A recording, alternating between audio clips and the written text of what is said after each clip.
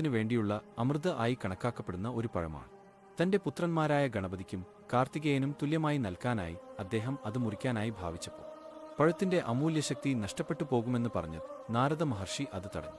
വിഷമഘട്ടത്തിലായ ശിവൻ പഴം തന്റെ ബുദ്ധിമാനായ മകന് നൽകാനായി ഒരു മത്സരം നിശ്ചയിച്ചു. ഈ ലോകത്തെ 3 പ്രാവശ്യം വലം വെച്ച് വരുന്നതാരാണോ അയാൾക്ക് ഈ പഴം സമ്മാനമായി നൽകുമെന്ന് പറഞ്ഞു. ഇത് കേട്ടപാടെ സുബ്രഹ്മണ്യൻ തന്റെ വാഹനമായ മയിലിന്റെ പുറത്ത് ലോകം ചുറ്റിവരാൻ പുറപ്പെട്ടു.